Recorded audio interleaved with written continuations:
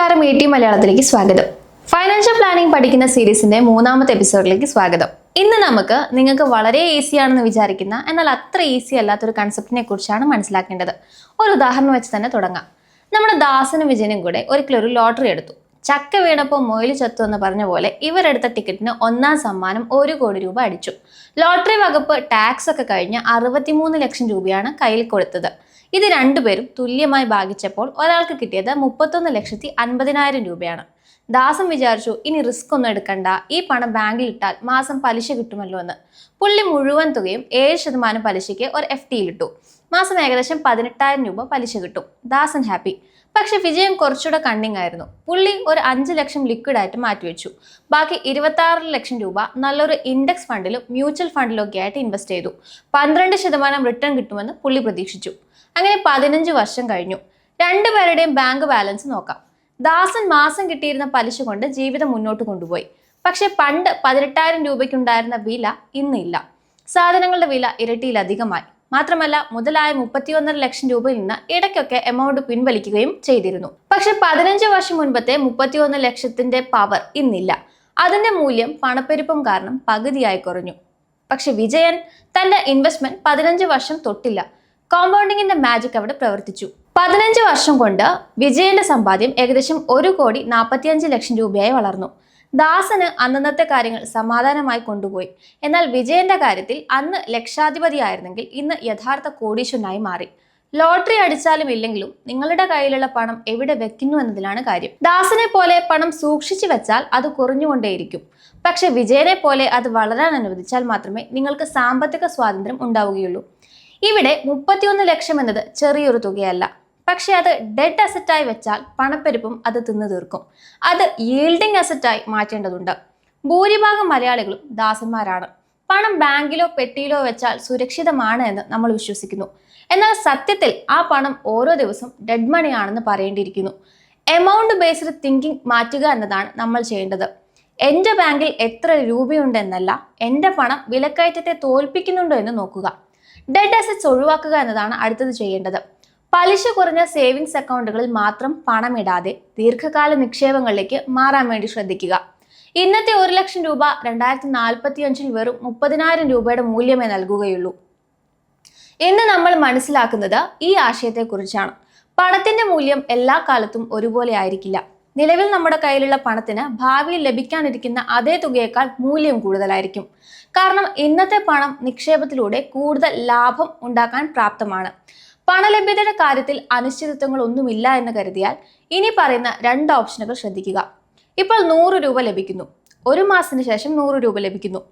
ലഭിക്കുന്ന തുക ഒന്നാണെങ്കിലും എല്ലാ നിക്ഷേപകരും ഒരു മാസം കാത്തിരിക്കുന്നതിനേക്കാൾ ഇപ്പോൾ തന്നെ പണം ലഭിക്കാൻ ആഗ്രഹിക്കും. ഈ മുൻഗണനയ്ക്ക് പ്രധാനമായും 2 കാരണങ്ങളാണുള്ളത്. ഒന്ന്, ഉപഭോഗത്തോടുള്ള താല്പര്യമാണ്. ഭാവിയിൽ ഉപയോഗിക്കുന്നതിനേക്കാൾ നിലവിലെ ആവശ്യങ്ങൾക്കായി പണം ചെലവഴിക്കാൻ മനുഷ്യ സഹജമായി നമ്മൾ താല്പര്യപ്പെടുന്നു. നിക്ഷേപ സാധ്യത തന്നെയാണ് രണ്ടാമത്തേത്. ഇപ്പോൾ ലഭിക്കുന്ന 100 രൂപ ഒരു ബാങ്ക് അക്കൗണ്ടിലോ ഡെപ്പോസിറ്റിലോ നിക്ഷേപിച്ചാൽ ഒരു മാസം കഴിയുമ്പോൾ അത് 100 രൂപയേക്കാൾ വലിയൊരു തുകയായി വളരും.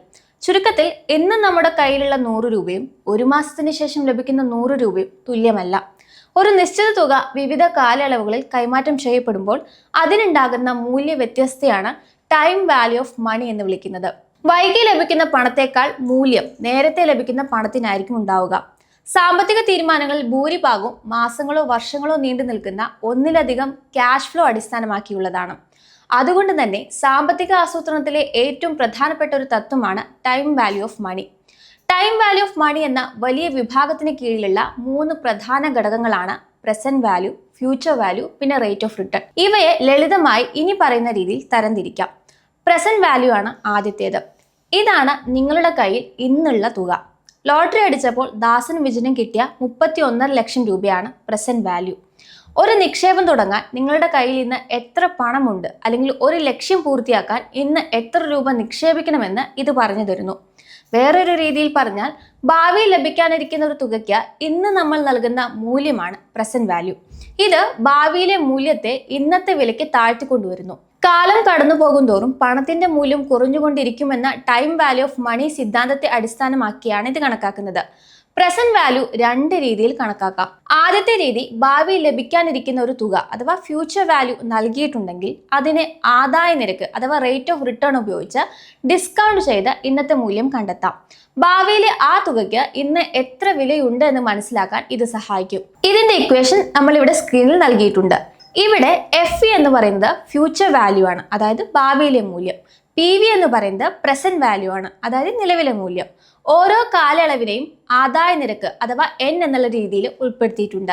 N എന്ന് വെച്ചാൽ കാലയളവുകളുടെ എണ്ണമാണ്. ഒറ്റ തവണ ലഭിക്കുന്ന തുകയാണെങ്കിൽ PV കണക്കാക്കുന്ന സൂത്രവാക്യം എന്ന് പറയുന്നത് ഇനി നൽകുന്ന രീതിയിലാണ്. തുല്യമായ തുകകൾ കൃത്യമായ ഇടവേളയിൽ ലഭിക്കുകയാണെങ്കിൽ, അതായത് റെഗുലർ ക്യാഷ് ഫ്ലോ ആണെങ്കിൽ ഉപയോഗിക്കേണ്ട സൂത്രവാക്യം കൂടി നമ്മൾ സ്ക്രീനിൽ നൽകിയിട്ടുണ്ട്. ഇവിടെ C എന്നത് കൃത്യമായ ഇടവേളകൾ ലഭിക്കുന്ന തുകയാണ് സൂചിപ്പിക്കുന്നത്. ഇവിടെ ഈ സൂത്രവാക്യം നമ്മൾ എന്തിനാണ് മനസ്സിലാക്കുന്നതെന്ന് നിങ്ങൾക്ക് തോന്നിയോ? ബാങ്ക് അക്കൗണ്ടിലോ പെട്ടിയിലോ ഇരിക്കുന്ന പണത്തിന്റെ എണ്ണം കൂടുന്നത് കണ്ട് നമ്മൾ സന്തോഷിക്കാറുണ്ട്. എന്നാൽ ഈ ഫോർമുല അറിഞ്ഞാൽ 10 വർഷം കഴിഞ്ഞ് കിട്ടുന്ന 10 ലക്ഷം രൂപയ്ക്ക് ഇന്നത്തെ 4 ലക്ഷം രൂപയുടെ വിലയേ ഉള്ളൂ എന്ന് നിങ്ങൾക്ക് മനസ്സിലാകും. ഇതറിഞ്ഞാൽ മാത്രമേ നിങ്ങൾ കൂടുതൽ മികച്ച രീതിയിൽ നിക്ഷേപിക്കാൻ തയ്യാറാവുകയുള്ളൂ. പലപ്പോഴും ഇൻഷുറൻസ് ഏജന്റുമാരോ ബാങ്കുകാരോ നിങ്ങളോട് പറയും, ഇന്ന് മാസം 5000 രൂപ വെച്ച് അടയ്ക്കൂ, 20 വർഷം കഴിയുമ്പോൾ നിങ്ങൾക്ക് 25 ലക്ഷം രൂപ കിട്ടുമെന്ന്. അന്ന് ആ 25 ലക്ഷം എന്ന് കേൾക്കുമ്പോൾ വലിയ തുകയായിട്ട് തോന്നും. പക്ഷെ പ്രസന്റ് വാല്യൂ ഫോർമുല ഉപയോഗിച്ച് കണക്കാക്കിയാൽ 20 വർഷം കഴിഞ്ഞുള്ള ആ 25 ലക്ഷത്തിന് ഇന്നത്തെ വെറും 6 ലക്ഷം രൂപയുടെ മൂല്യമേ ഉള്ളൂ എന്ന് നിങ്ങൾക്ക് തിരിച്ചറിയാൻ സാധിക്കും. അപ്പോൾ നിങ്ങൾ ചിന്തിക്കും, ഇത്രയും കാലം കാത്തിരുന്നിട്ട് എനിക്ക് കിട്ടുന്നത് ഇത്രയേ ഉള്ളൂ എന്ന്. നമ്മളൊരു ലോൺ എടുക്കുമ്പോൾ മാസം അടയ്ക്കുന്ന EMI ചെറുതാണെന്ന് തോന്നും. എന്നാൽ ആനുറ്റി PV ഫോർമുല ഉപയോഗിച്ചാൽ വർഷങ്ങൾ കൊണ്ട് നമ്മൾ തിരിച്ചടയ്ക്കുന്ന മൊത്തം തുകയുടെ ഇന്നത്തെ മൂല്യം എത്രയാണെന്നും ബാങ്ക് നമ്മളിൽ നിന്ന് എത്ര വലിയ ലാഭമാണ് എടുക്കുന്നതെന്നും കൃത്യമായി മനസ്സിലാക്കാൻ സാധിക്കും. എനിക്ക് റിട്ടയർ ചെയ്യുമ്പോൾ 1 കോടി രൂപ വേണമെന്ന് പലരും പറയാറുണ്ട്. പക്ഷെ 20 വർഷം കഴിഞ്ഞുള്ള 1 കോടി കൊണ്ട് ഇന്നത്തെ പോലെ ജീവിക്കാൻ പറ്റുമോ? ഈ ഫോർമുല ഉപയോഗിച്ചാൽ ഭാവിയിൽ നിങ്ങൾക്ക് വേണ്ട തുക ഇന്നത്തെ മൂല്യത്തിൽ എത്രയാണെന്ന് കണക്കാക്കാം. അതനുസരിച്ച് ഇന്ന് എത്ര രൂപ നിക്ഷേപിക്കണമെന്ന് കൃത്യമായി തീരുമാനിക്കാം. നിങ്ങളൊരു സ്ഥലം വാങ്ങുകയോ ബിസിനസ്സിൽ പണം മുടക്കുകയോ ചെയ്യുമ്പോൾ ഭാവിയിൽ അവിടെ നിന്ന് കിട്ടുന്ന ലാഭം ഇന്നത്തെ കാലത്ത് ലാഭകരമാണോ എന്ന് നോക്കാൻ പ്രസന്റ് വാല്യൂ അറിഞ്ഞേ തീരൂ. ഈ ഫോർമുല അറിഞ്ഞാൽ ആർക്കും നിങ്ങളെ സാമ്പത്തികമായി പറ്റിക്കാൻ കഴിയില്ല. ഇന്നത്തെ 100 രൂപ നാളത്തെ 100 രൂപയല്ല എന്ന ലളിതമായ സത്യം കണക്കുകളിലൂടെ കാണുമ്പോൾ നിങ്ങൾ പണം വെറുതെ സൂക്ഷിച്ചു വെക്കുന്ന ദാസനിൽ നിന്ന് ബുദ്ധിപൂർവ്വം നിക്ഷേപിക്കുന്ന വിജയനായി മാറും. ഇതാണ് ഒരു സാധാരണക്കാരന്റെ ഏറ്റവും വലിയ ഫൈനാൻഷ്യൽ ലിറ്ററസി. നിങ്ങൾക്ക് ഈ ഫൈനാൻഷ്യൽ പ്ലാനിംഗ് സീരീസ് ഉപയോഗപ്രദമാകുന്നുണ്ടെന്ന് കരുതുന്നു. നിങ്ങളുടെ നിർദ്ദേശങ്ങൾ കമന്റിൽ അറിയിക്കാവുന്നതാണ്.